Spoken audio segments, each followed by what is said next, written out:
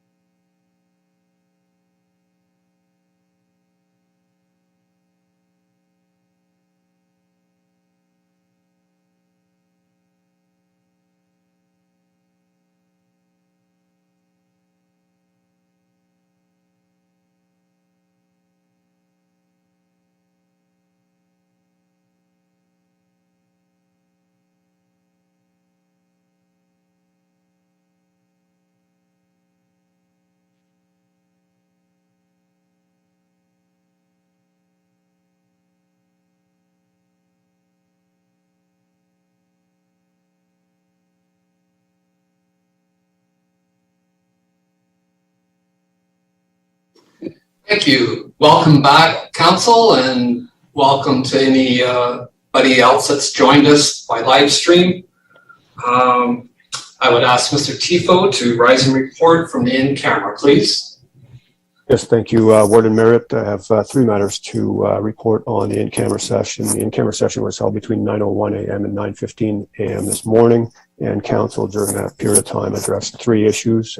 First, it adopted its in-camera Council minutes of July 7th, 2021. Secondly, it adopted its reviewed and adopted its minutes of both of its committees dated August 18th, 2021. And thirdly, Council received an answer from legal counsel of the county on a discrete question pertaining to council members' indemnity and insurance coverage in response to some correspondence that floated around to some council members in the last day or so. That's all I have to report, Warden. Thank you, Mr. Tifo. Item number 6 is the update from the Board of Health. I see Mr. Taylor is on. Do we have Dr. Greensmith as well? There he is. Just came on, and whenever you're ready, Dr. Greensmith, we're ready here. Good morning. Thank you for inviting me back. So I understand you have an update from the Medical Officer of Health, and I'll just try and carry through with that. So in terms of numbers, we have 1 new case in the last 24 hours. We have 11 active cases in the community. There's 3 resolved. We have no new deaths. It's a total of 69 through the course of the pandemic. And there's no current outbreaks. Our current incidence rate is 26 per 100,000, which is relatively low looking. It's below the Ontario average, but that's no room for complacency. That's our good luck just now. In terms of vaccines that have been delivered, Healthy Smiles, please contact reception. around 173,000 Healthy Smiles, please total. contact reception. 1 dose, about 75% of our population, 77% of our population has received that, and 2 doses around 72%. Less so for younger age groups. Older age groups are more immunized than younger. We need to improve on that. We know that the Delta variant is in Ontario and it's here in Lambton County. And although there's been talk about herd immunity numbers around 80%, that to give us community protection, we know that number's changed and it's much higher than that now. It's above 90% for the Delta variant, which we know is here. So there's various strategies proposed and in place to try and improve that rate. They're all, mostly revolve around vaccination. We're providing clinics. We're working to boost the rate. We're working with primary care. There's the so-called workplace mandate, which I'm going to talk to again in a moment, and proof of immunization passports, which may become a reality later today, depending on how the government acts. And then there's also strategies to try and improve immune response. We know that, especially with the Delta variant, the first dose maybe isn't protective enough. You need 2 doses to get sufficient protection, and that protection isn't quite as good as it was for the Alpha variant, but still very significant. The government had a directive in mid-August, Directive 6, around healthcare workers and needing to, for healthcare providers to have vaccine policies for their staff, and that is being pursued locally in Blue Water Health and every other place. Healthcare is provided, and that also includes the county with the nursing homes. Let's move to improve immune response for those who were immunocompromised and maybe didn't respond so well to the first dose. and that so the so-called third dose policy has just become available in the last couple of weeks, and that applies to people with serious medical illness, they're transplant recipients, certain hematologic cancers, people on immunosuppressive drugs, and there's a mechanism for them to get a third dose of vaccine about after 8 weeks from their second dose. The big one, so those numbers will be relatively small. The big one will be in nursing homes, where the recommendation is that long-term care residents, including some certain retirement homes, get a third dose, and that's to be given about 5 months after the second dose. And I think for our situation here, that's like all of our nursing homes now would meet that category. So there's work going on to support them in providing that. So, as I said, we're also trying to work with more with primary care. The vaccine has been given in big clinics by those. We're now trying to work with individual practitioners to get it out into the offices. The vaccine is technically difficult. It comes in bigger vials, it's fragile. So there are some problems with that, but at least 19 new providers have signed on to do that, and we're working with them to try and help them.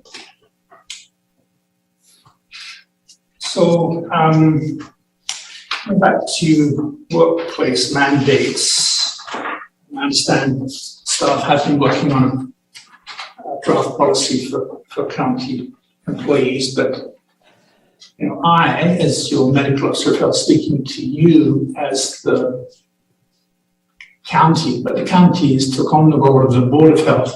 I'm strongly recommending that the County of Lambton adopt a COVID-19 immunization policy that would apply to staff and to councillors, actually, as this would help complement overall safety standards for the community and would set an example to others who may be wondering what the Board of Health is actually doing if they're being asked to do something. So, we need to set an example, in my opinion, and that's my recommendation to you, that we do that. So the policy should be in writing. We need to follow the Occupational Health and Safety Act and accommodate human rights codes and privacy laws. But we're trying to move the vaccination rate up. So we've vaccinated 77% of the population who are the ones willing to go. Now we need to move on a bit more, but now we're talking, there's maybe a section of 10% that will never get vaccinated, but there's some that are undecided. So we're just trying to move them along. And society has a right to protect ourselves. We have to provide a healthy workplace, but society, as public health is all about, is protecting the group from the individual. You have individual rights, but you don't have rights to infect other people. So if we can move up that vaccination rate by all these different strategies, we hopefully can avoid future lockdowns, deaths, hospitalizations, and serious long-term comorbidities. So, as you know, probably that there's an anticipated announcement this afternoon from the Premier of the province.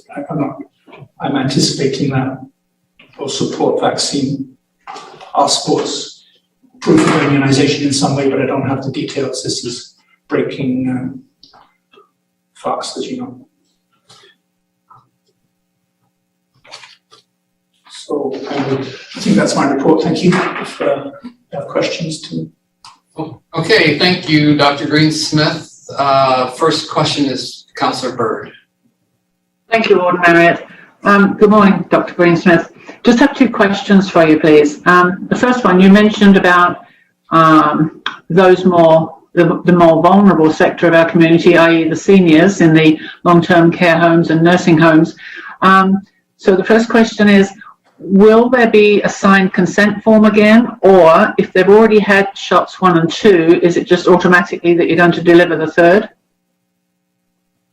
I believe they need another consent form, but each home will be preparing their own forms for that. Okay, so they will all have to sign, thank you. And the other question that a lot of people have They asked... can't sign, their power of attorney can. Okay, thank you. Many people have called and are asking me this next point. Following all the government reports, CDC, the WHO, everybody, since we are led to believe now then that the vaccination is not totally preventing transmission and contraction, what would this proposed third/booster shot be boosting exactly? Can you clarify that for us, please? It's not an absolute that it's not preventing. It's preventing a significant infection. It's preventing hospitalization. It's preventing death. So there's all both what causes. So the third, but we know no vaccine is perfect. These vaccines were 95% effective into the Alpha variant. They may be slightly less so to the Delta variant. But these people that we're offering third doses to now, I mean, we'd lose our natural immunity anyway. That's why these viruses, we have common cold circulating. So we know that immunity wanes over time in all of us, more so in the elderly, and some of these people sort of serious immunocompromising diseases, and the elderly whose immune systems are weaker anyway do not respond so well to the first dose, or don't maintain their dose, so we're boosting it up again. So and the goal is, you may get some infections, breakthrough infections, but we anticipate we'll have less hospitalizations and less deaths. Okay, so you've just, thank you for that explanation, but you've just posed another question in your response, and I would appreciate your thoughts on this, please. So reading all the stats, it's very difficult to keep up with everything, of course, but I do my best to read everything and listen to everything that's out there at every level. So it seems that we have a lot of people now being hospitalized around the world who have had both shots and who were healthy people. They didn't have underlying health conditions.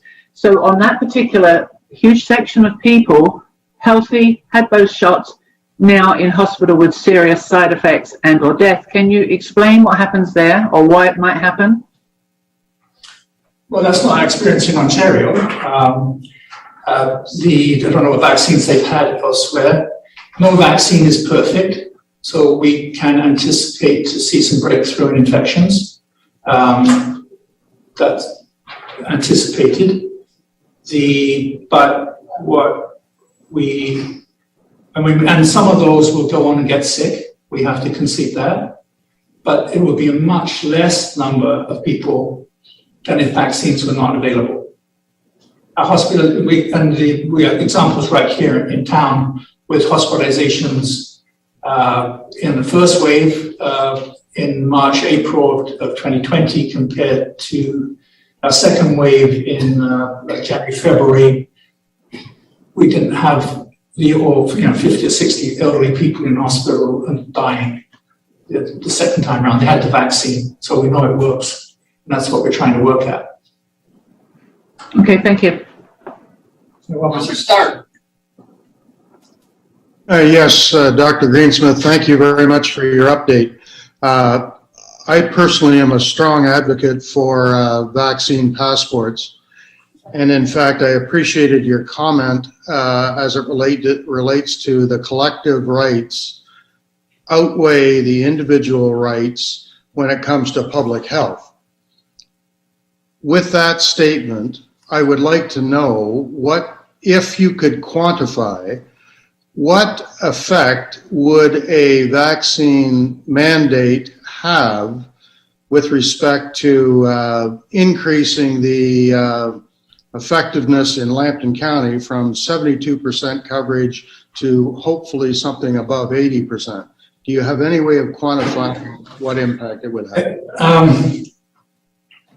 well, I don't know precisely. We're at 77%. We're trying to get above 90%, just not to correct you, but that's where the numbers we're at. It's the high numbers we need to achieve. We know that in Quebec and in BC, where they have implemented these strategies already, we've since seen a brisk uptake in the unimmunized getting their first doses.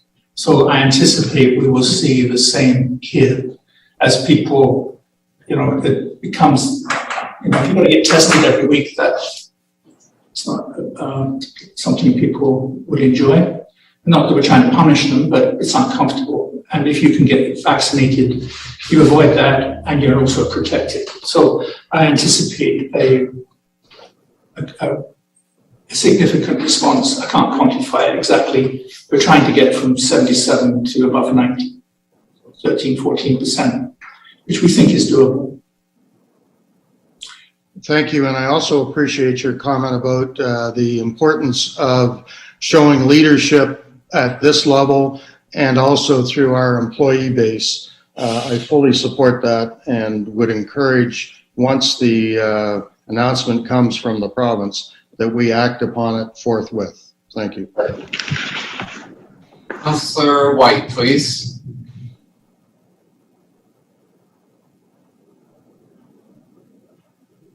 Thank you, Warden Marriott. Dr. Greensmith, thanks for your time today and presentation.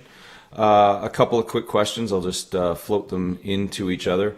The number you're looking for at around 90%, does that include all age groups? So that is a total population percentage, or is that just 12 and ups? And secondly, given the low uptake of vaccinations for 12 and over, particularly the younger demographic, what strategies do you think you would employ to try and boost that number? That's your first point. So for 12, so age 12 and up, we are working with schools and providing clinics, some of which have been announced, but others we're working on to try and boost that. The vaccine availability has been extended to children aged 11 by turning 12 in 2021. That's a bit of a move.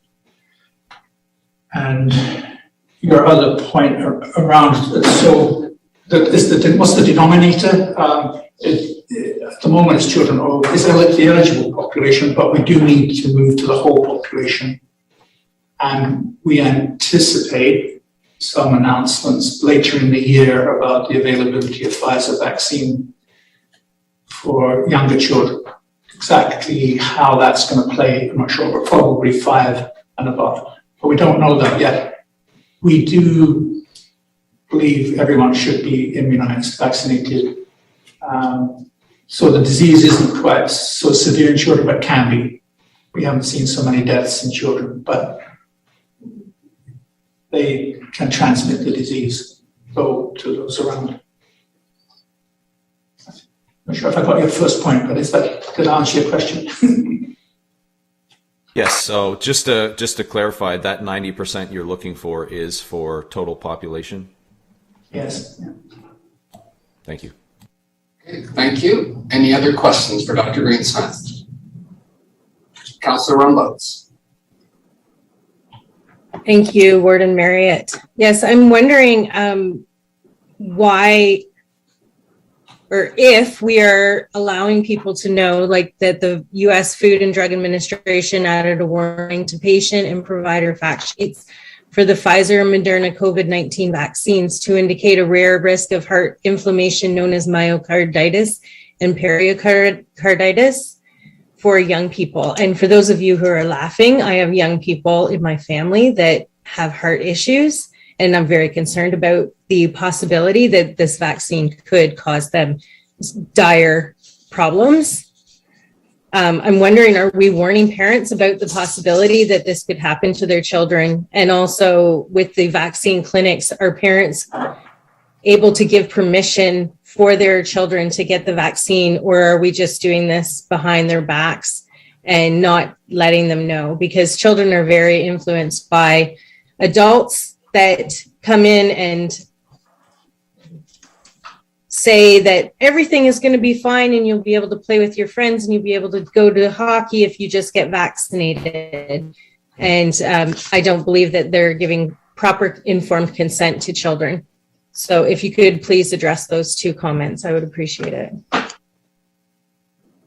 We do know that Pfizer has been, and I think to some degree Moderna has been associated with pericarditis in very small numbers.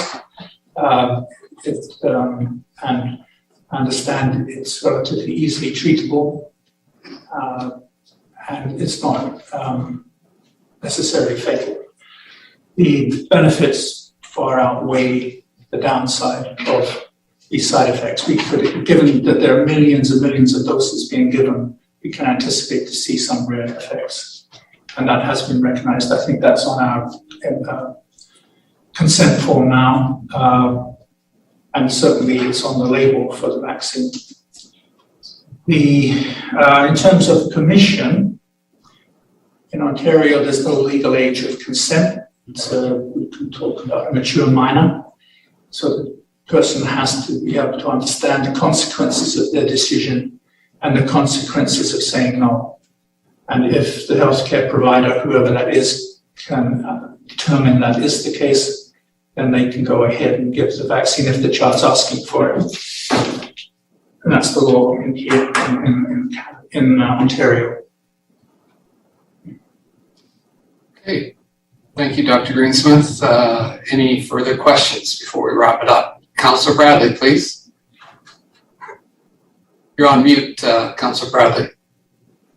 Thank you, Warden Marriott. Dr. Greensmith, I appreciate your advocacy and taking a lead on the issue of the vaccine passports. It does appear that some of the reports coming out of Queen's Park today looks like it's going to be sort of a dog's breakfast on where it's going to apply and how it's going to apply. But notwithstanding that, I think in this case of, I'd say the same thing to City Council and to County Council, we should adopt the policy as a separate group. We should not adopt it as part of the staff policy. We are two separate groups and we are not employees of the county. And it's more of a technical issue, but I think that administration, in my view, can move forward and adopt the policy now. That's part of their responsibility as administration. And we can certainly adopt as a council what you're recommending once we get the details in the weeks ahead. So again, I thank you for your advocacy. It's much appreciated. Okay, another question from Councillor Rumbouts. Yes, Dr. Greensmith, can you tell me the 5 and 10 year long-term impacts of this vaccine and how it's going to impact young people particularly? Well, I can't read into the future. We've had millions of doses given. And as you know, it was released on an emergency basis, but we know in real time that it's working and it's a balance of risk. The whole of medicine is a balanced risk, right? Do we get benefit more than adverse effects? And that's all this is as well. So in the long term, there was 10 years research done with these mRNA vaccines before they saw the light of day last year. And so I think we're not anticipating major adverse effects.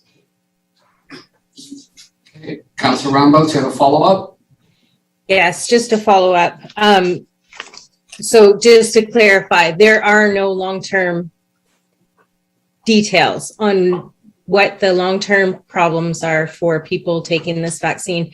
And also, what are the risks for somebody under 30 of getting COVID compared to the risks of someone under 30 getting the vaccine?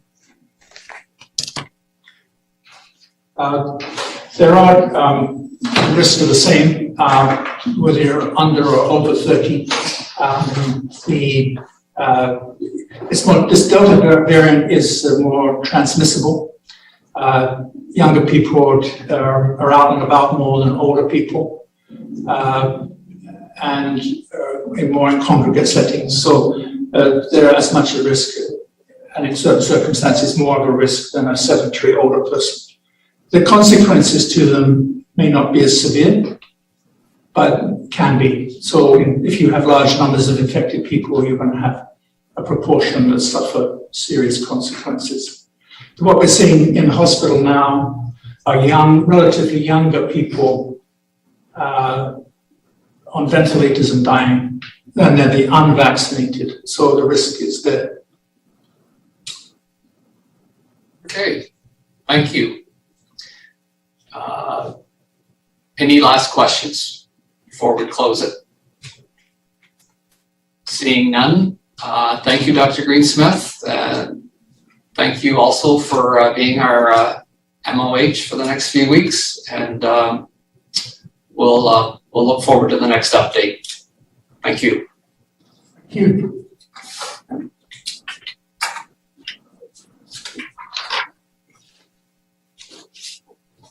That takes us on our agenda next to the delegations. I'd look for a motion to allow delegations, please. Moved by Councillor Napper, second by Councillor White.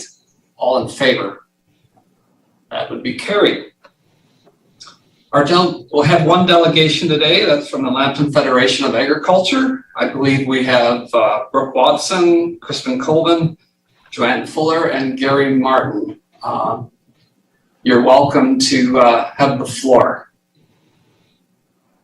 Thank you, sir. I would put my video on, but I think I've been disabled at your end, but that's okay. I'm not that photogenic to begin with.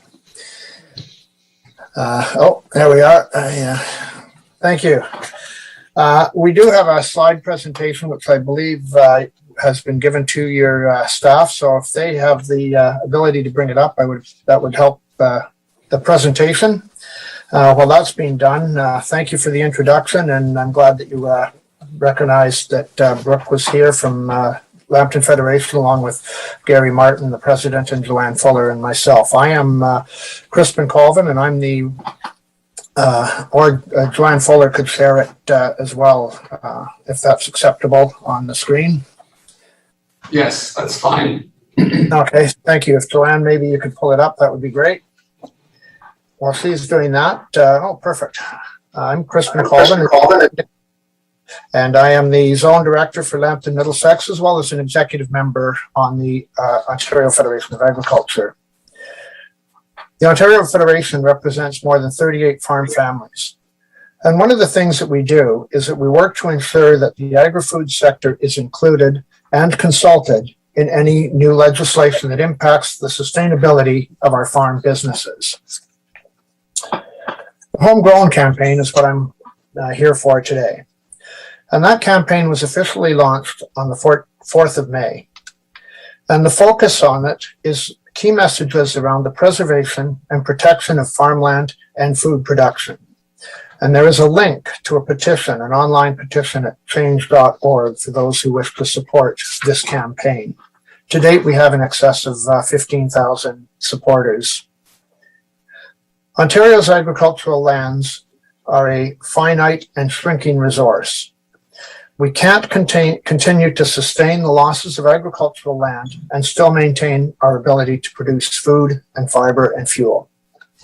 In fact, Ontario has less than 5% of its land base that is agricultural and can produce food.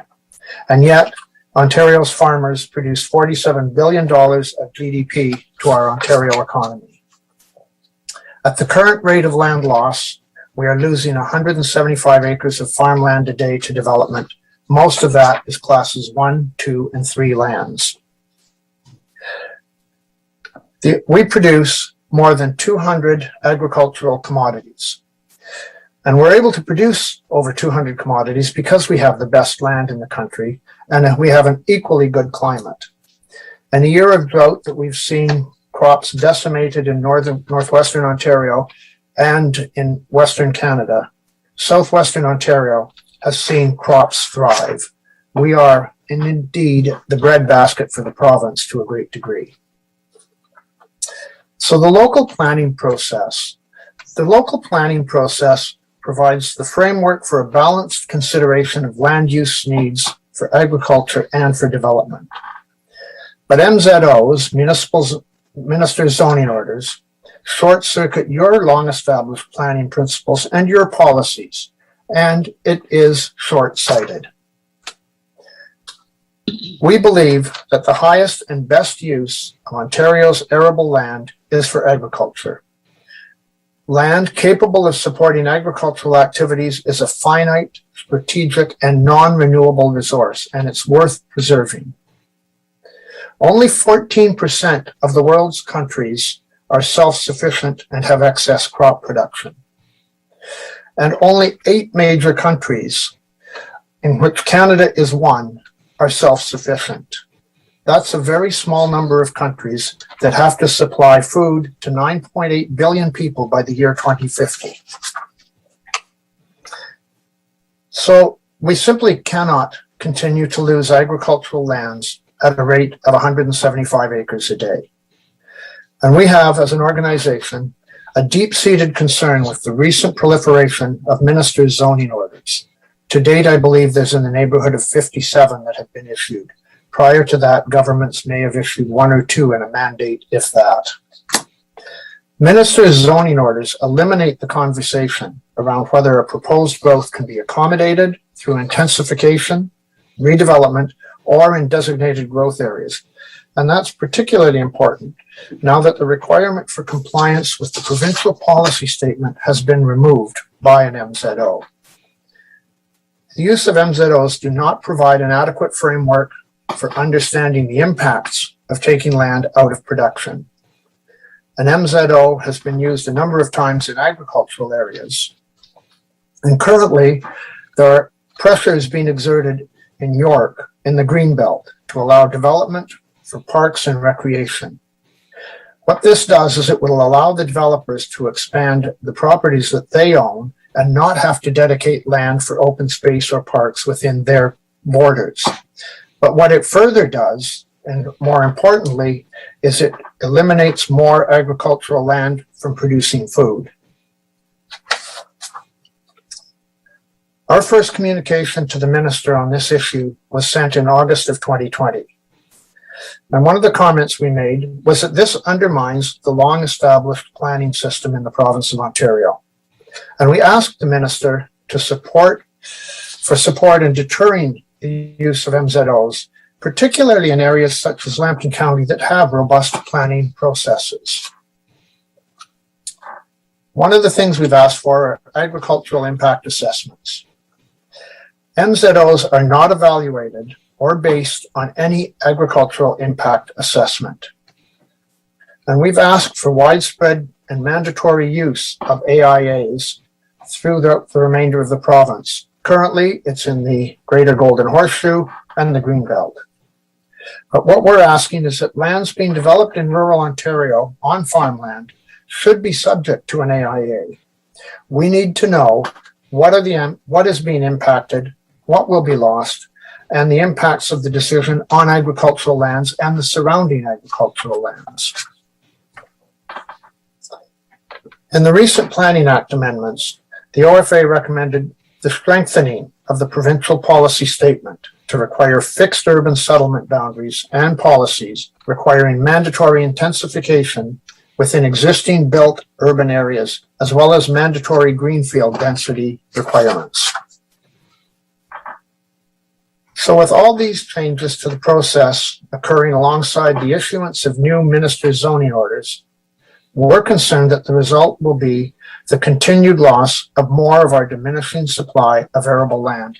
And that's done without the well-balanced, thoughtful approach that constructive planning processes offer. We believe, as an organization, that providing advanced public notices for MZOs and any amendment to them is important. Public input on land use is important. As you well know, I'm sure you've all had rooms full of people who have questions about actions that you're taking regarding land use. The benefits of agricultural land are multiple, but once a farm is turned into a shopping center or a warehouse or a subdivision, it's never going to produce food again. Aside from food production, farmland provides an expansive list of environmental benefits as well. Some of the environmental benefits, once the land is taken out of production, you lose the ecological benefits, such as wildlife habitat, carbon sequestration, climate change mitigation, and the groundwater recharge. None of that is possible on that land once it's taken out of production. And one of the reasons Toronto has experienced such extensive flooding in the last several years is because they have no place for the water to go. Access to local food is another issue. If nothing else, the COVID-19 pandemic has amplified the demand for local food production. Consumers have increasingly looked for locally grown produce, meats, and dairy products. And for the first time in generations, we've seen empty store shelves. And one of the other aspects of the local food phenomenon is that Canadians and Ontarians have been surveyed, and approximately 70% have said they have faith in Canadian and Ontario grown products. They like what we do. They have trust in what we do. The bottom line is we're down to less than 5% of Ontario's land base that can be suitable for agricultural and agri-food production. All those jobs, the economic benefit, and the environmental impact and food security that that land can provide is diminishing. And your discussion just recently on the vaccine, we saw in Europe what vaccine nationalism was going to be like when they initially said they weren't going to export vaccines until their own population was vaccinated. Imagine the consequences if we had food nationalism. And if we in Ontario cannot feed our own people, our own population, what will we do? This is why what we do with our land and protecting of our land and living within our urban boundaries is so important at this time. Thank you for the opportunity to present today. And Warden Marriott, I would be pleased to answer any questions if any of your members have any questions for me. Okay, thank you, Mr. Colvin, and appreciate you being within the 10-minute time limit. Are there any questions from council?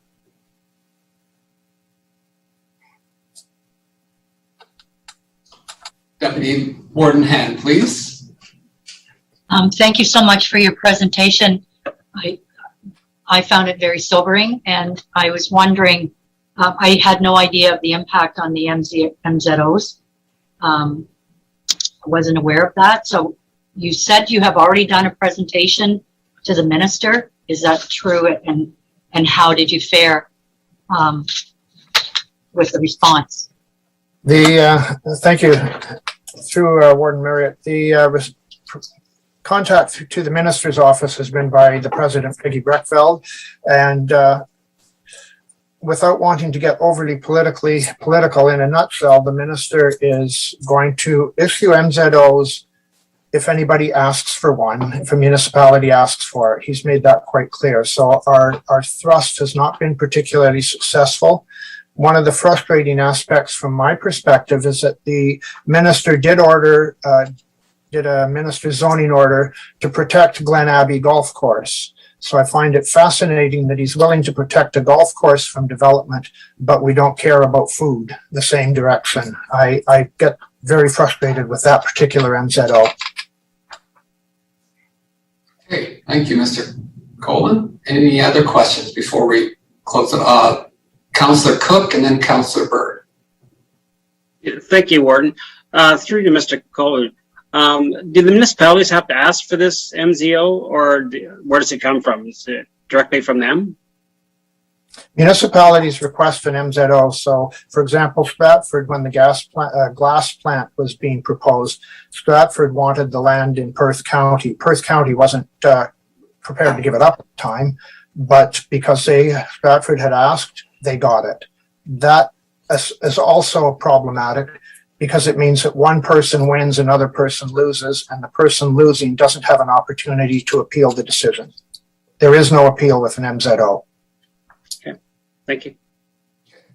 Councillor Bird, please. Thank you, Warden. And thank you, Mr. Colvin, for your very, very interesting presentation. I don't exactly have a question, but I have some comments, because with all the intensifying focus on development everywhere, You're right, everybody's losing the overall perspective of what was intended by Mother Nature and by all of us who share this great land. Everything with a pulse deserves an opportunity within Mother Nature to survive, and people need to eat. And I'm wondering, with all these intensifications on developing and building on every square inch we have, I agree with these requests for new zoning orders and proper land use planning, maybe, and it's just a suggestion because I'm just talking as I'm thinking right now, maybe we should have boundaries set with the zones that on the land use planning that works out something with population versus land available. I mean, it's got to be critically planned. People don't stop to realize we have all these groups talking about why we need trees, why we need grass, why we need fresh air, why we need oxygen. I mean, people need to take a stand back, I believe, and honor your presentation because I think it was excellent, it was to the point, and we really need to have a better zoning and land planning use. So thank you very much for bringing this to us today. Thank you. Councillor Weber. You're on mute, Councillor Weber. Out of practice here. I really want to thank OFA for bringing this forward, and I believe County Council previously, when this was being proposed, did send a letter respecting the zoning process and the planning process that was in place with the public input. So I would, if a motion is in order, that we receive this information and that we also send a letter supporting the OFA's position regarding the zoning orders, and that we ask that they be, changes. So the public process is put in place that was there. It wasn't broken before, other than some timelines in certain jurisdictions delayed the process beyond what public could endure. So I think if the process was there, anyway, I'm rambling on, but I would move that we send a letter of support for the OFA position to the province on this matter. Okay, we have a motion on the floor. Is that seconded by Councillor White? Or do you have a question, Councillor White? Okay, that's a second. Any discussion before I call the vote? All those in favor? That's carried. Thank you for your presentation again, and I hope that is satisfactory action today. Thank you, Warden Marriott, and thank you, Council. And just as a closing comment, Joanne Fuller has put my contact in the chat, so if anybody has further questions, I'd be more than happy to talk to you or make presentations to your local councils if you deem it necessary. Perfect. Thank you. Thank you. Moving on to item number 8, minutes of previous session. So I'd look for a motion to adopt the minutes of July the 7th, please. Moved by Deputy Warden Hand, seconded by Councillor White. All those in favor? That's carried. Number 9 is correspondence to receive and file. We have 5 items there. Would you like to move all 5 at once? Councillor Bean, seconded by Councillor Arnold. Any discussion? All those in favor? That would be carried. Thank you.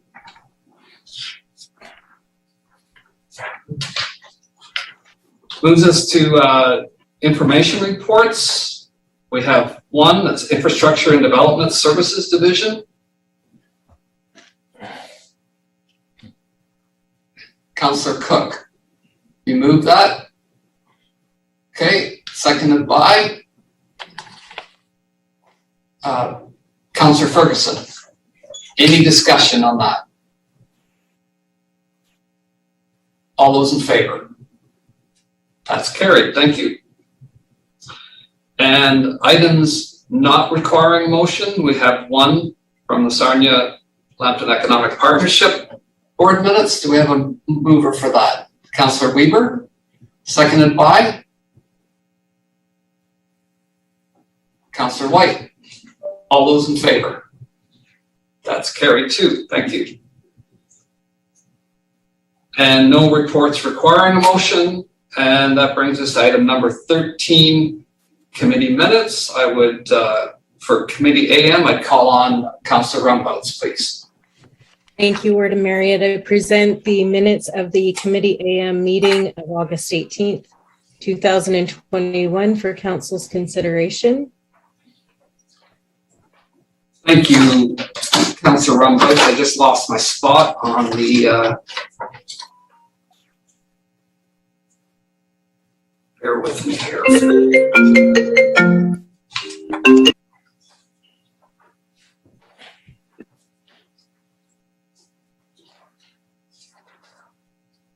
In committee minutes, we had correspondence received and filed under infrastructure and development services. Number 2 is information reports. Number 3 is reports requiring a motion. Number 4, 5. Under public health, service division, number 6. Information reports, number 7. Reports requiring motion, number 8. Cultural services, number 9. Number 10. Under corporate services, number 11. And number 12. In camera was 13. Motion to be dealt with in camera 14 and 15. And adjournment number 16. Question? Yeah, go ahead, Councillor Stark. As it relates to I guess the heading, Committee A.M. minutes, parentheses, including Board of Health. Was there a quorum for the Board of Health? I believe so, but Mr. Tifo, could you confirm that, please? Yes, thank you, Warden Marriott. If I understand the question correctly, in terms of the Committee A.M. and the Board of Health, the question was whether or not there was a quorum. If there was a quorum for the Committee A.M., there was a quorum for the committee of the Board of Health. Today, you sit as the Board of Health, so by approving that you're the Board of Health, the committee essentially serves as an advisory committee to this group. Okay, follow up, Councillor Stark. With respect to convening meetings of advisory or otherwise of the Board of Health, is it appropriate to have a meeting of any sort without advising all members of the Board of Health that they are being convened for either an advisory meeting or a meeting of the Board of Health?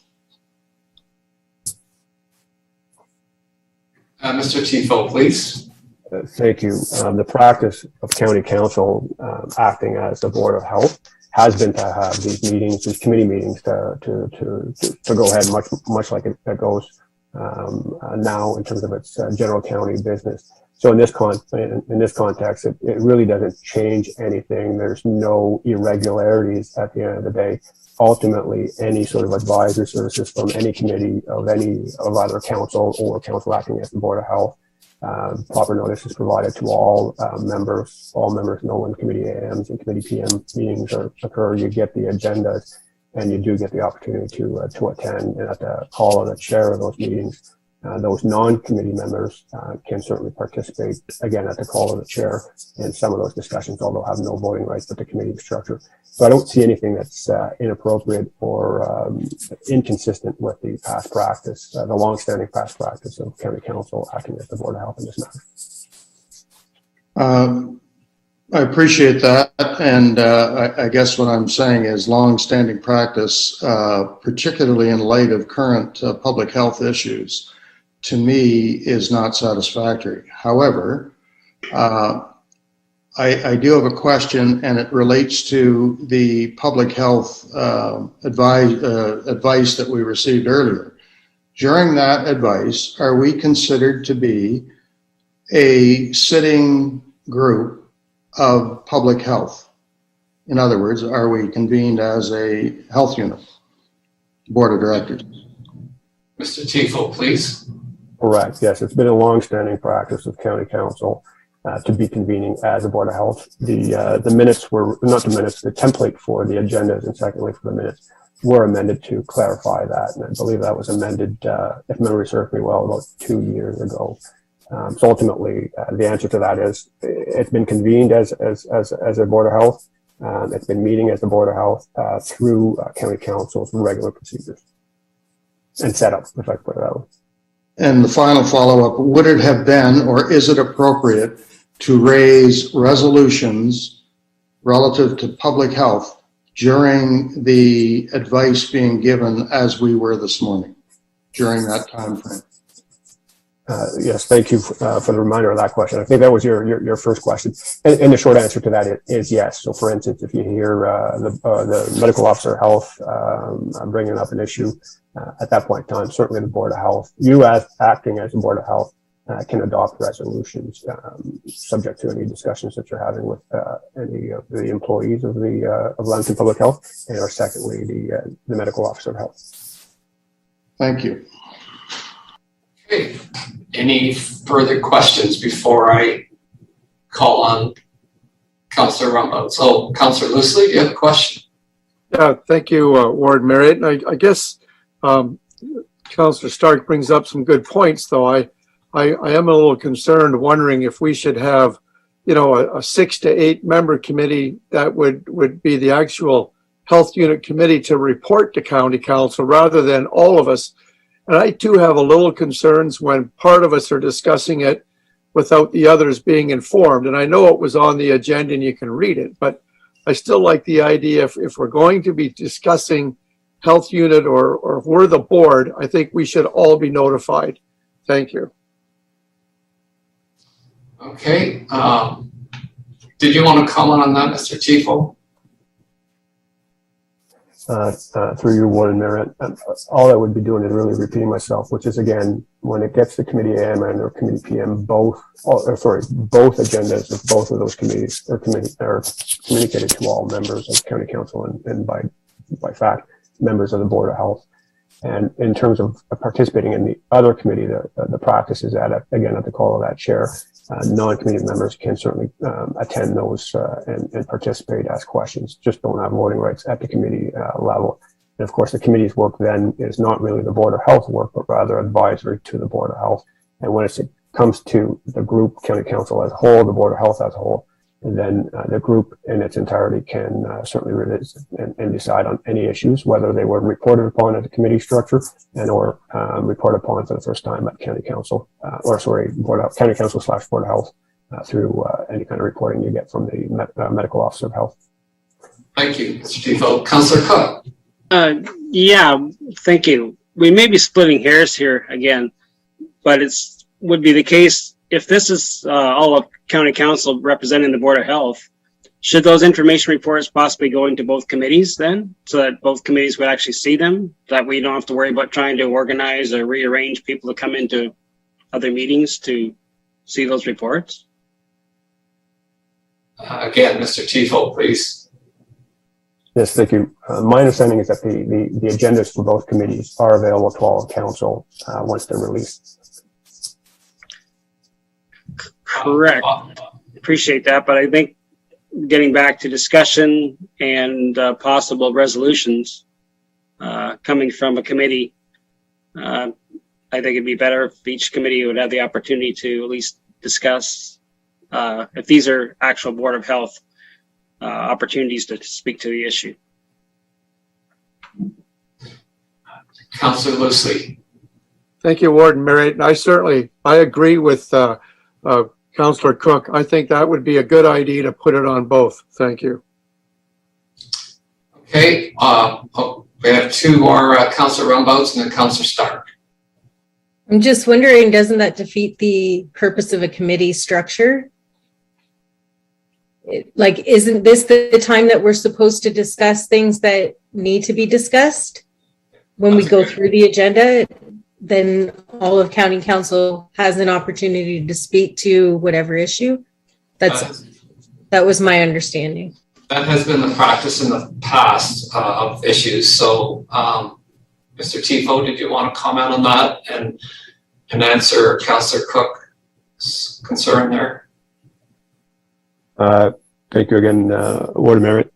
Ultimately, in terms of the structure, the procedure that the Board of Health County Council wishes to adopt, it's really your decision. All my answers were explaining was that ultimately the Board of Health is County Council. You're acting as a Board of Health. Final decisions are being made here, and those decisions can be fully debated here. You, as a matter of practice, have delegated, let's call it the committee work and the type of work that it does, the research, development, more fulsome debate through that structure. And those committees simply are advisory to the ultimate body, County Council and Board of Health.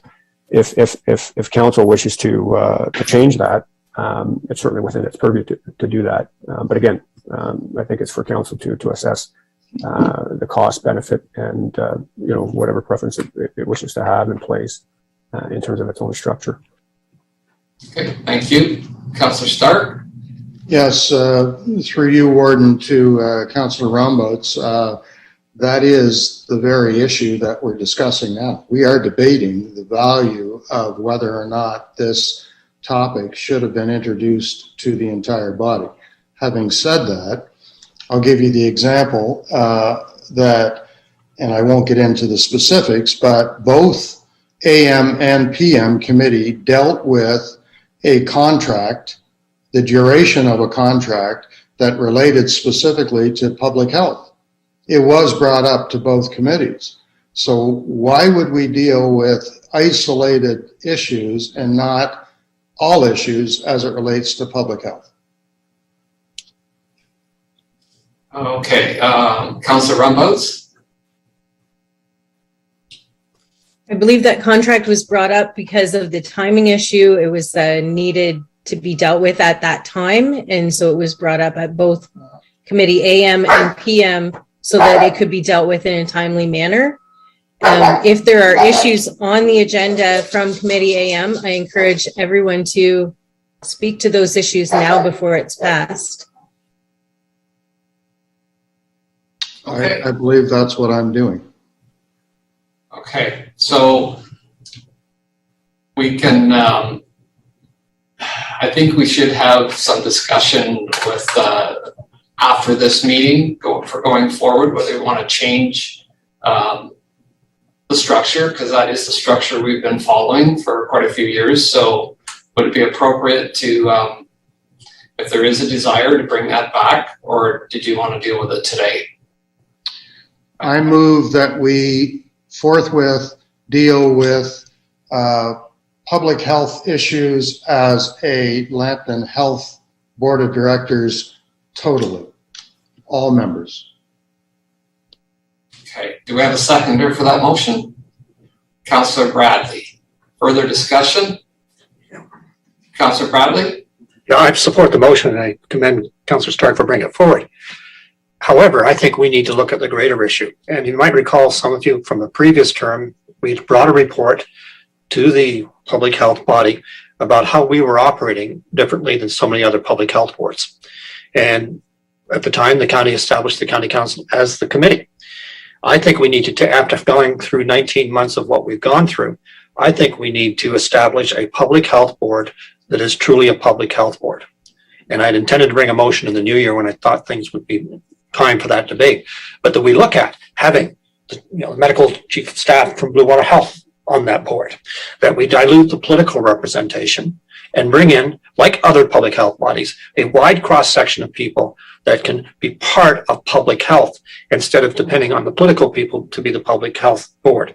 And I think we need, and that report is out there, and I think it was circulated at the beginning of this council term again, but I really think we need to do that because there's voices we're not hearing that should be at the table to advise the county councilors on there on public health issues and to have those debates, whether it be on masking, vaccinations, all those things.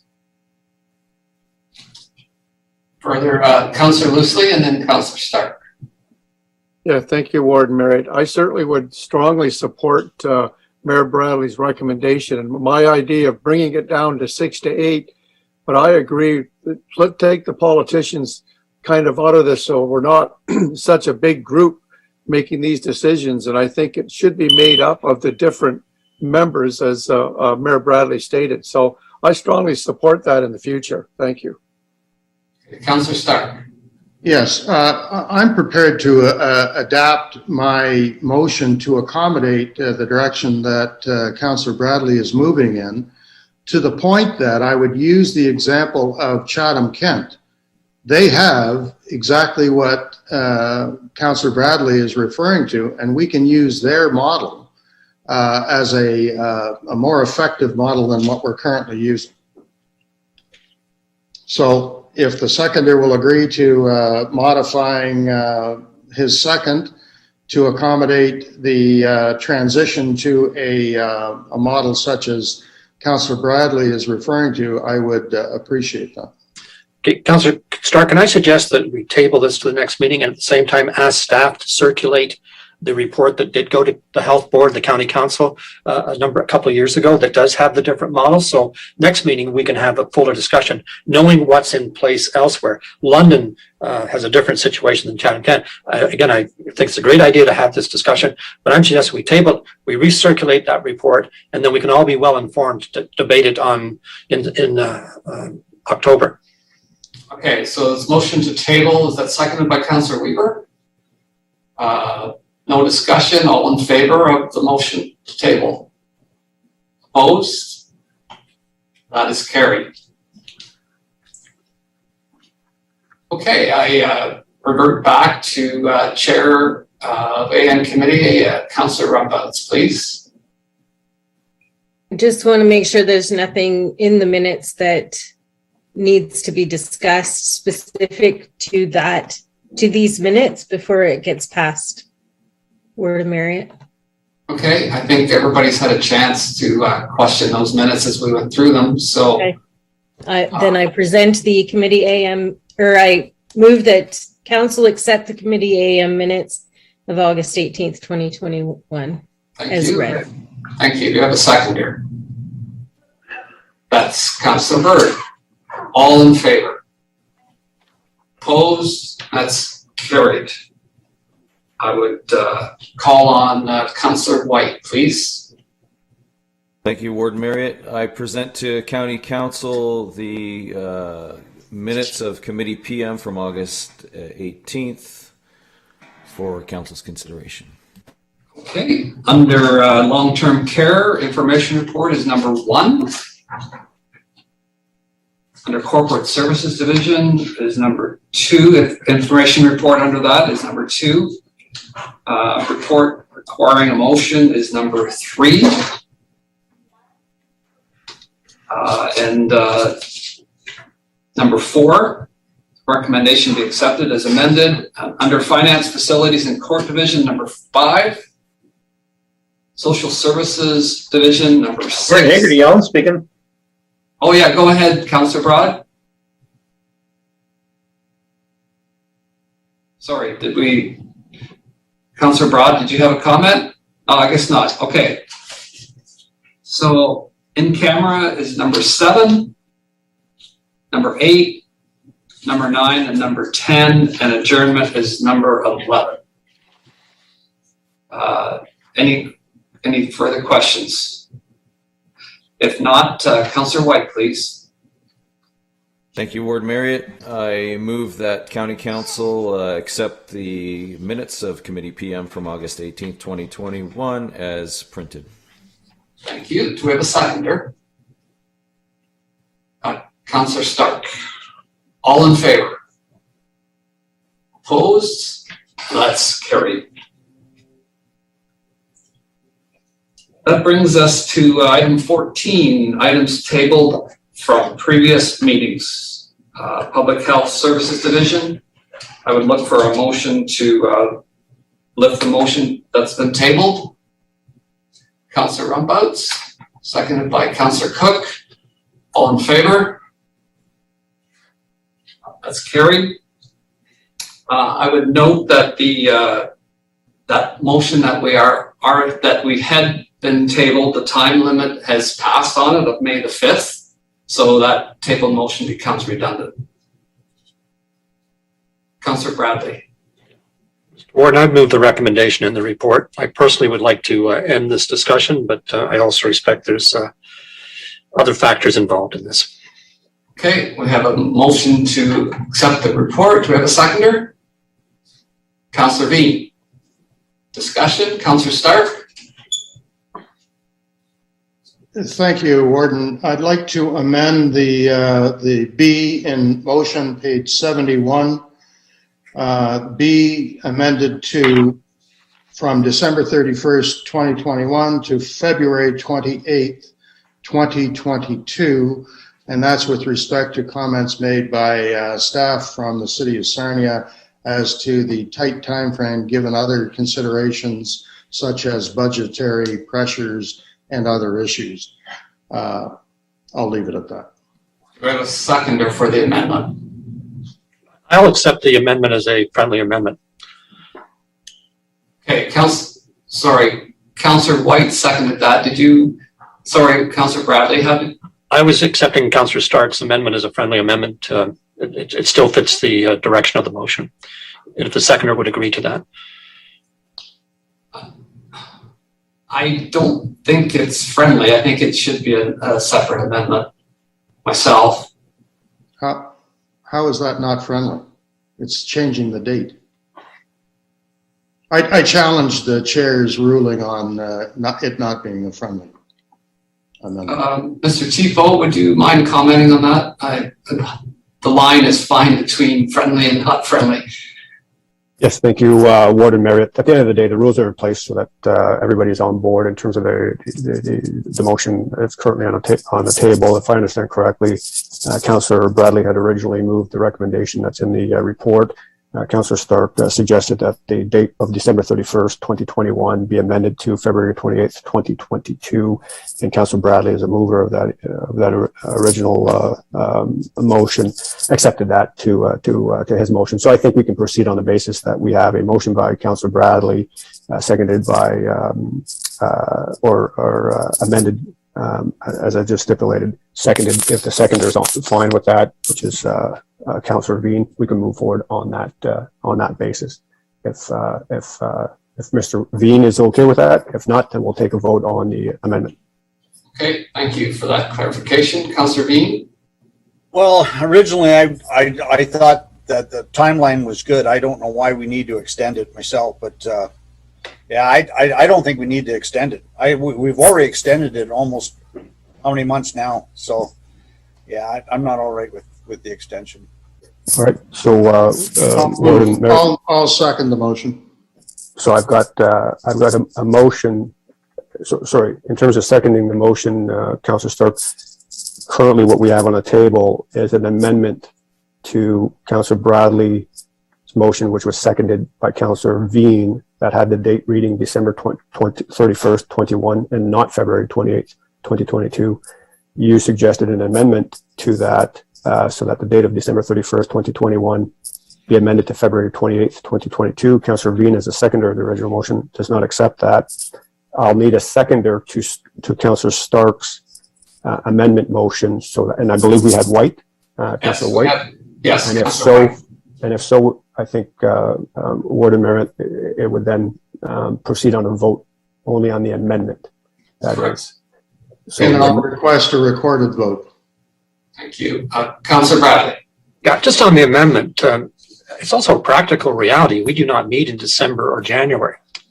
And if there's, the talks are successful, the talks are unsuccessful, we have no mechanism to deal with that. So just to me, it's a practical reality. We've got some issues on our end because budget, and we only have two top people in our fire department, the chief and the deputy, who are up to their necks in a lot of different issues, which you're aware of. But I would suggest that it's just just convenient timing for everyone. That again, because we don't meet in those 2 months. So I certainly support the amendment. Okay, is there any comments before I call the vote on the amendment? Councillor Rumboats, please. I just want to know how somebody who supports the original resolution of December 31st, but does not support the extension, can vote on this. Yeah, so you can't. So either you don't vote in favor and there's no end to this? Is that? No, I see it as I'm just trying to clarify so that I know. if the amendment fails, we revert back to the December timeframe on the original motion. And then we can have an original motion Yes. at that point. Okay, thank you for the clarification. I appreciate it. Councillor Napper. Could you please read the motion? I'm getting confused here by all these. There's just one motion, Councillor Napper, with an amendment, but I'll have Mr. Tifo clarify that, please. Yes, I'm dealing with the electronic documents here, so I'm flipping back and forth, but effectively, if you were to agree and vote in favor of this amendment, the date for terminating the TRA agreement with the City of Sarnia would go not as currently in your package, the date of December 31st, but rather February 28th, 2022, and everything else would remain in effect. But this is just the amendment. So you're not voting in all. You're just voting on an amendment that once we get to amend the motion so that it reads that the TRA agreement is terminated, if you pass the main amendment, that it'd be terminated on February 28th, 2022, and not December 31st as originally proposed. Okay, thank you. Councillor Cook. I think I'd have to agree with Councillor Veen. This started back January 2021. Like, we're already into this 8 or 9 months already. I figured let's get a result to this. I'd like to see it ended at the end of the year and move on with it. Thank you. Thank you. Any further comments?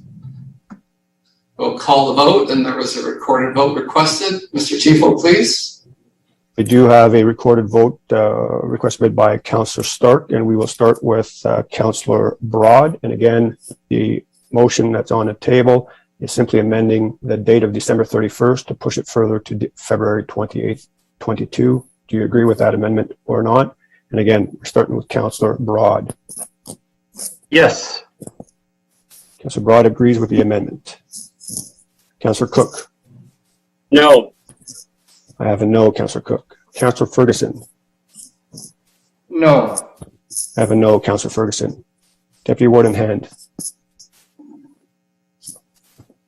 You're on mute, Deputy Warden Hand. Sorry, that was a yes. I have a yes. Councillor Loosely. Yes. I have a yes. Councillor Miller. Sorry, Councillor Miller's absent today. Councillor Napper. Yes. I have a yes. Councillor Rombout. No. I have a no. Councillor Stark. Yes. I have a yes. Councillor Veen. No. I have a no. Councillor Weaver. No. I have a no. Councillor White. Yes. I have a yes. Councillor Arnold. No. I have a no. Councillor Byrd. No. I have a no. Councillor Boucher. Councillor Boucher. Yes. I have a yes. Councillor Bradley. Yes. I have a yes. Warden Marriott. No. I have a no. I'll take a few moments to do the count here.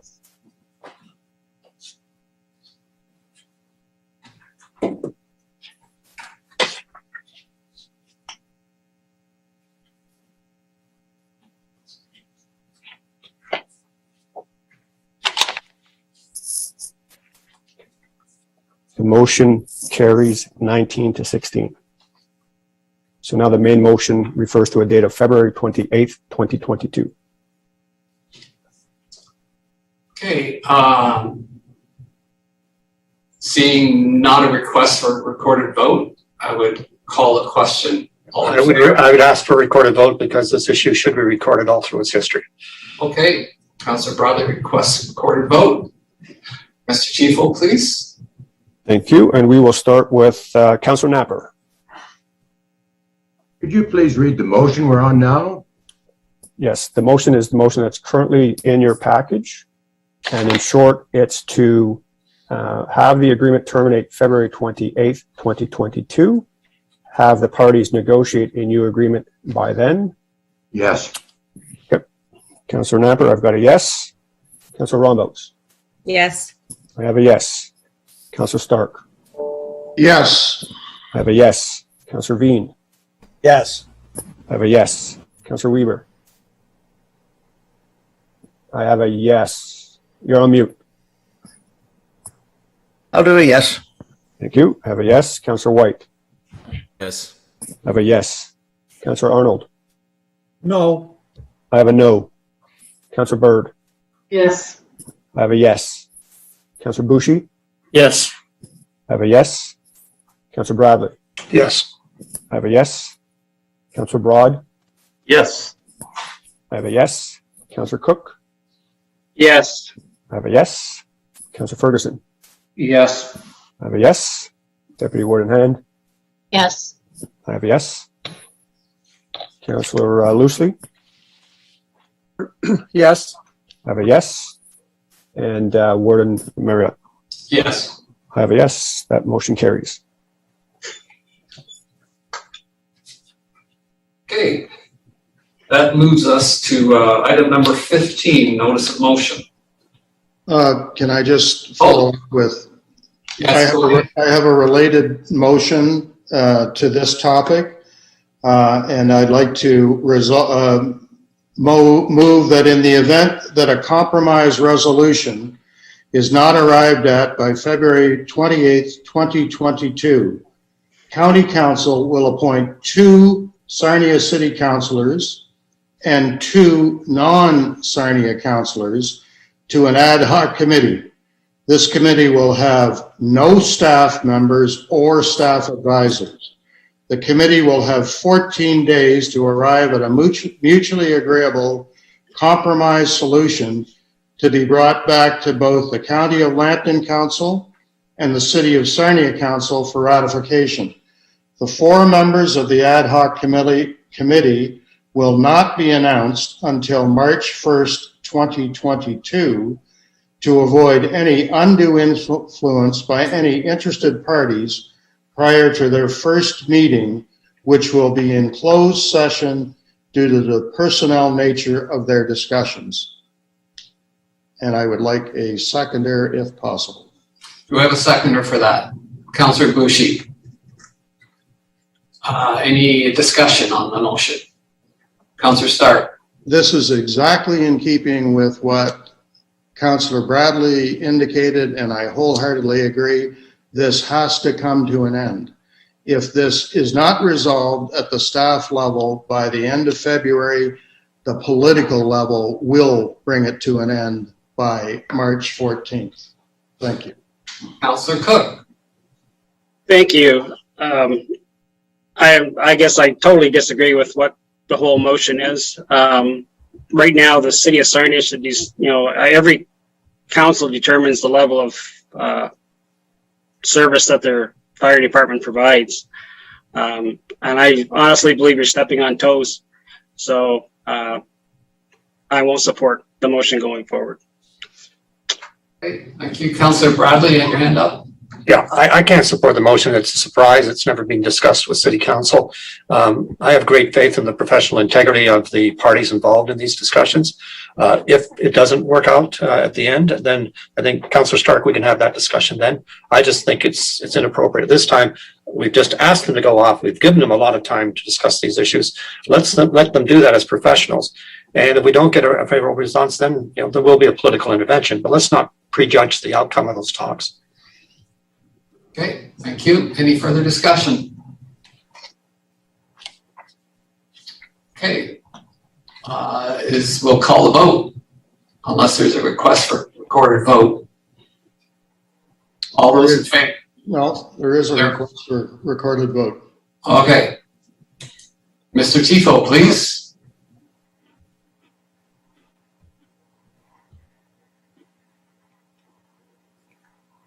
Sorry, I was just taking some notes here. All right, so there's a request for a recorded vote.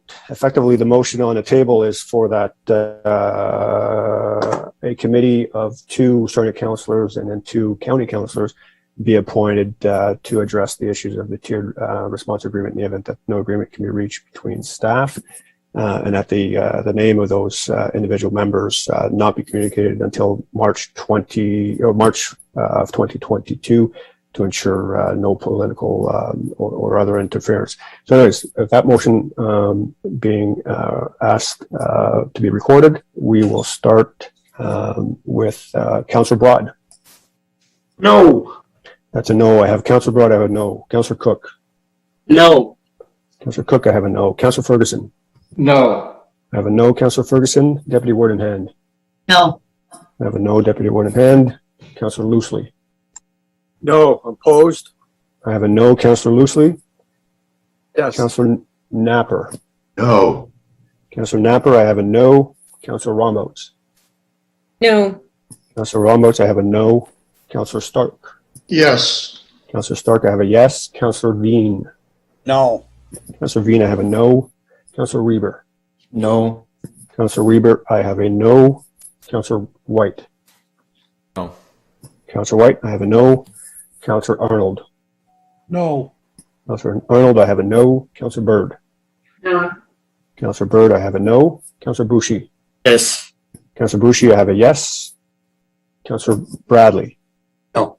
Councillor Bradley, I have a no. And Warden Marriott. No. Warden Marriott, I have a no. So that motion fails.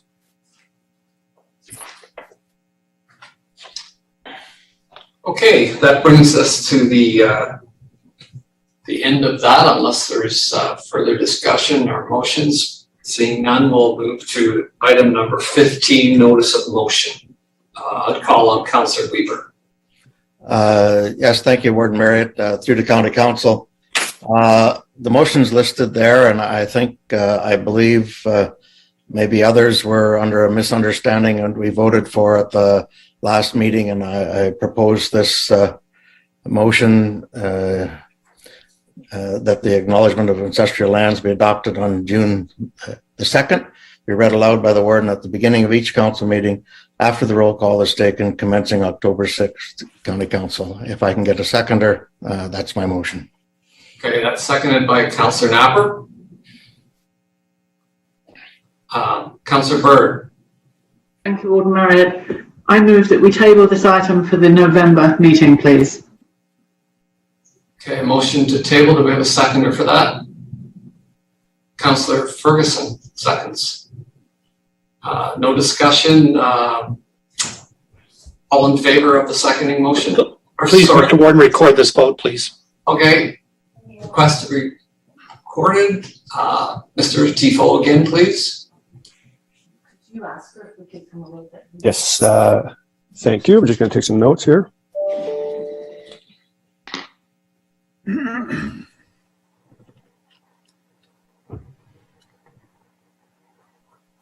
All right, we will start with the motion to table. We will start with Councillor Romboats.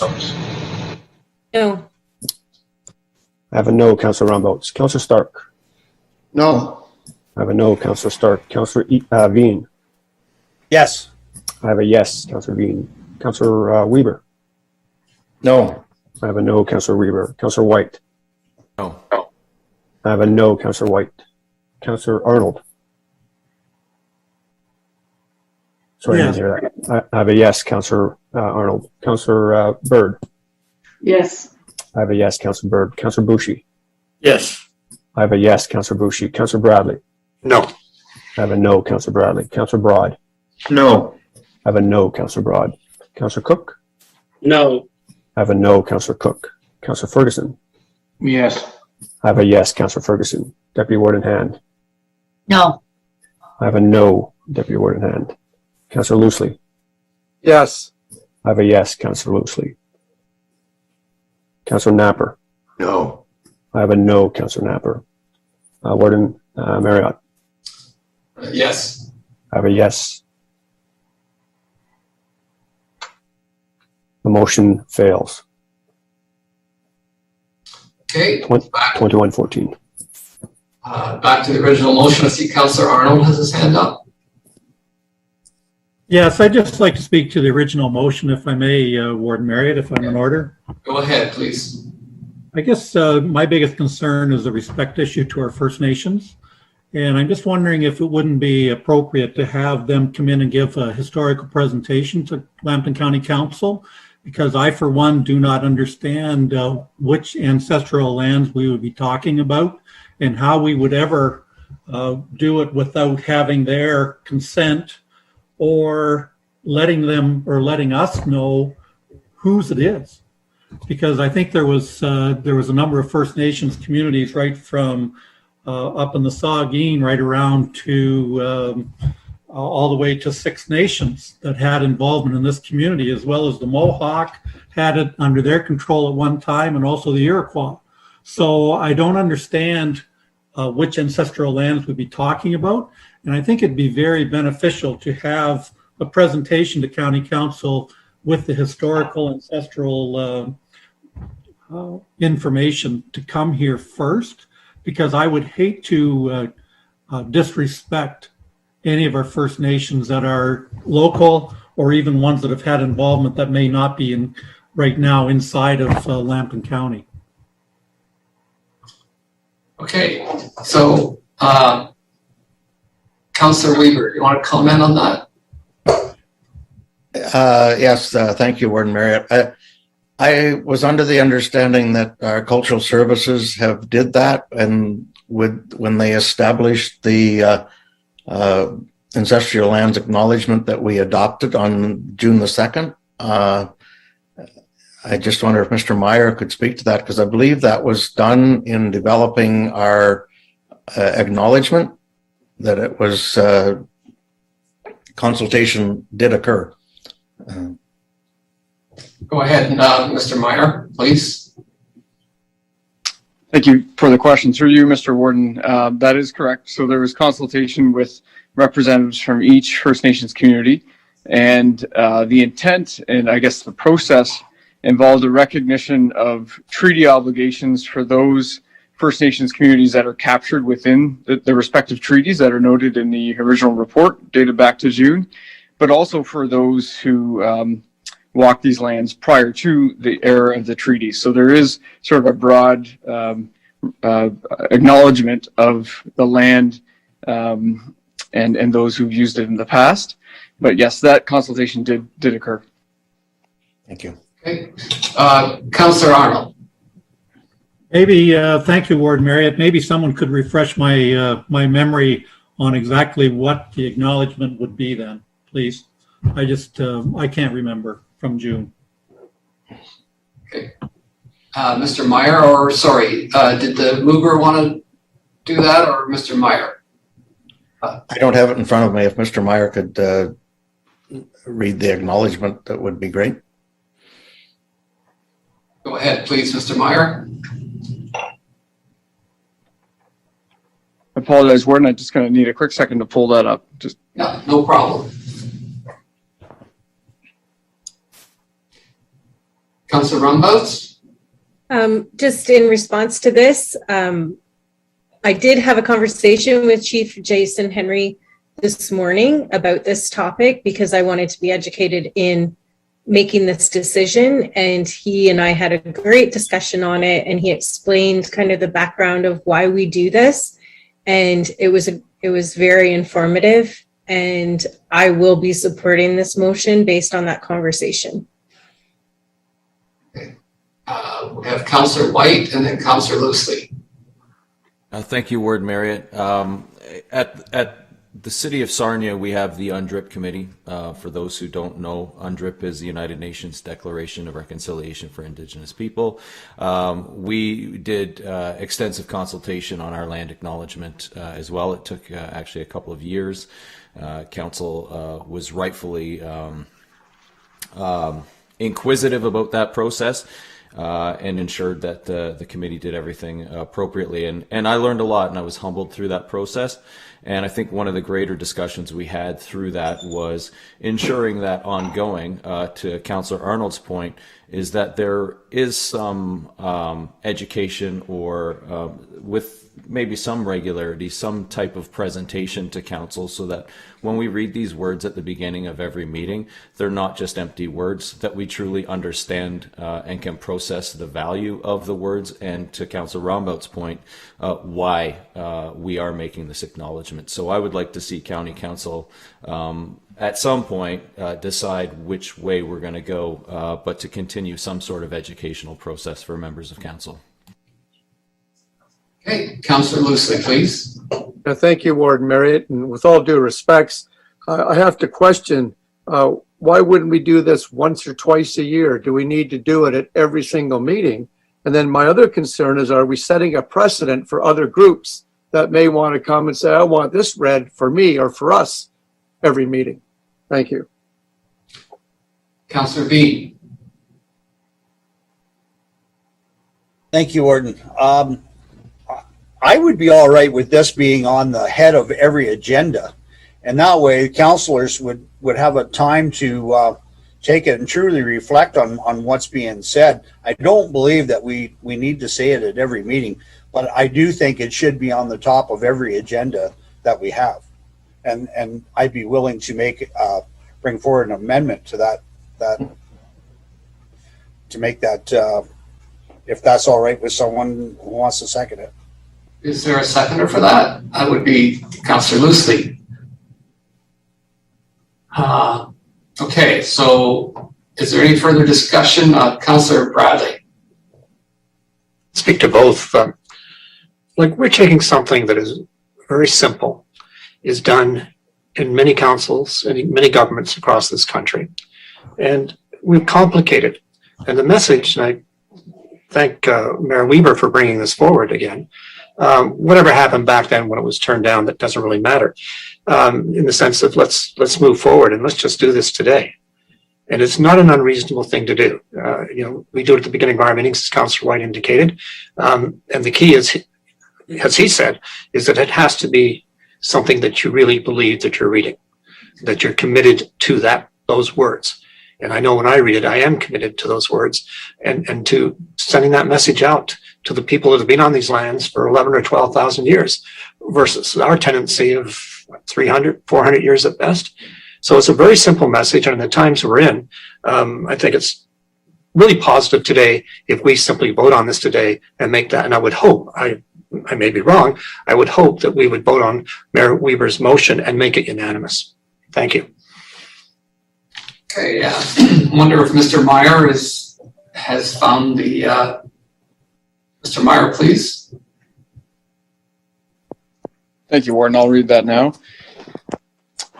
So we acknowledge that this land on which we are gathered today is part of the ancestral land of the Chippewa, Odawa, and Potawatomi peoples, referred to collectively as the Anishinaabeg. It is through the connection of the Anishinaabeg with the spirit of the land, water, and air that we recognize their unique cultures, traditions, and values. Together as treaty people, we have a shared responsibility to act with respect for the environment that sustains all life, protecting the future for those generations to come. Thank you, Mr. Meyer. So we'll call the vote on the amendment first. Do we have a request for recorded vote? Again, you might as well record it, Mr. Warden. Okay. Mr. Tifo, please. Thank you. I'm just making some notes. And the amendment. Sorry, Mr. Tifo, there's a question from Councillor Arnold. Sorry, could I hear the amendment again, please, Mr. Warden? Sure. So the amendment, which is moved by Councillor Veen, seconded by Councillor Loosely, is that in lieu of reading out the statement that you've just heard by the warden at each county council meeting, that the statement be provided and inscribed on each one of county council's agendas. Okay, thank you. So a recorded vote requested by Councillor Bradley. We will start with Councillor Bradley. Yeah. I just wanted a clarification on this. If this amendment fails, then we'll go back to the main motion.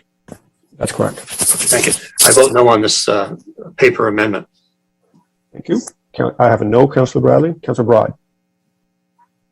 No. I have a no, Councillor Broad. Councillor Cook. No. Councillor Cook, I have a no. Councillor Ferguson.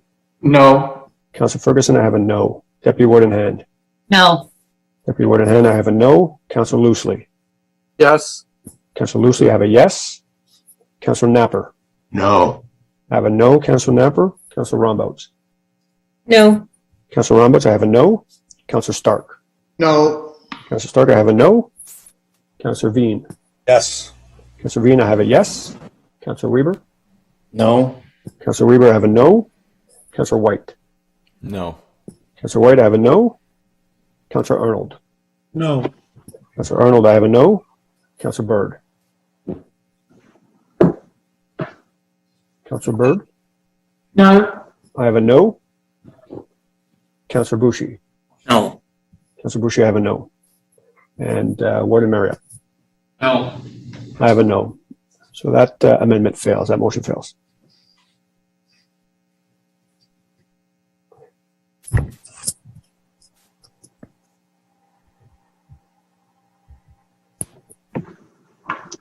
And so we'll go to the original motion now. And I guess the request is also made by Councillor Bradley for recorded vote. Mr. Tifo, please. Thank you. The motion that's currently on the table, moved by Councillor Weber, seconded by Councillor Namper. And you have the text of that motion, which is in the notice of motion that was previously circulated to Council.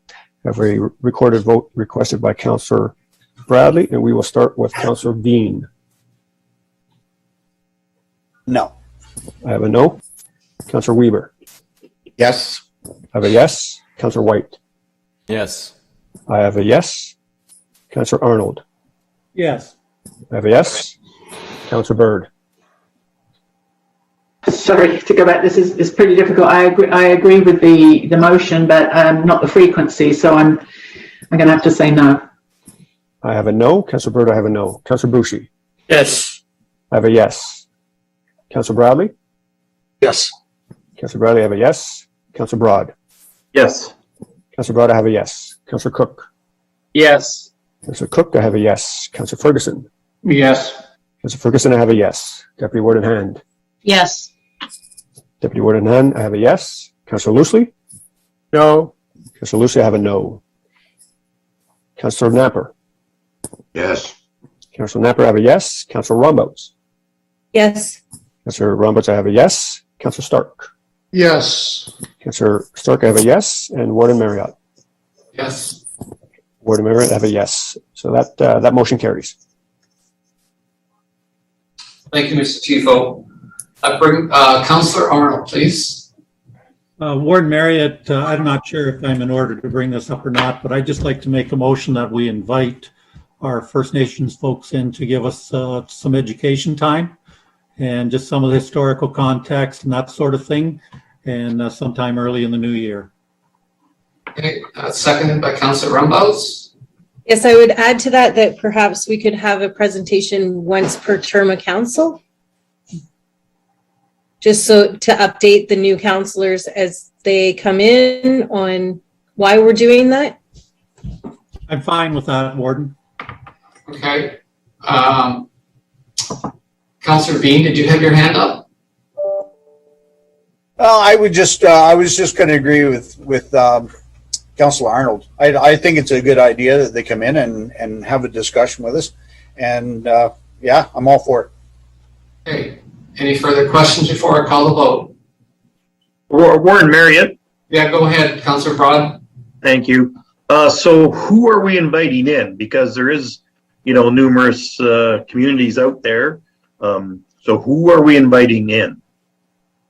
Are we picking one at a time, or are they all coming together, or what exactly is going on with whom we're inviting in? Okay, refer back to Councillor Arnold, please. Thank you, Warden. I would suggest that we offer an invitation to all three of our First Nations bands that are currently in Lambton County. Okay. Any further discussion? Councillor Rombouts. Yes, I would agree with that, and they can choose who, if they want to send a representative for all of them, or like kind of leave it up to the three of them. I wouldn't expect three separate presentations, but maybe have them come together and decide who wants to present to County Council, if that's all right with Councillor Arnold. I'm fine, Warden. Okay. All in favor of this motion? Opposed? That's carried.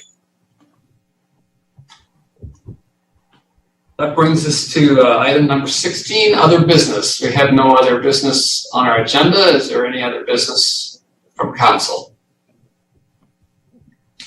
Seeing none, it takes us to notice of bylaws. I'll ask Mr. Chiefo, please. Yes, thank you, Warden Merritt. It's moved by Councillor Loosely and seconded by Councillor Ferguson that bylaws 17, 18, and 19 of 2021 as circulated be taken as read a first and second time. All those in favor? Opposed? That's carried. Thank you. It is moved by Councillor Ferguson, seconded by Councillor Loosely that bylaws 17, 18, 19 of 2021 as circulated be taken as read a third and final time. All those in favor, please. Opposed? That's carried. That brings us to adjournment. Who would like to move by Councillor Bean, second by Councillor Napper? All those in favor? That's opposed? That's carried. Thank you very much. Have a good rest of the day.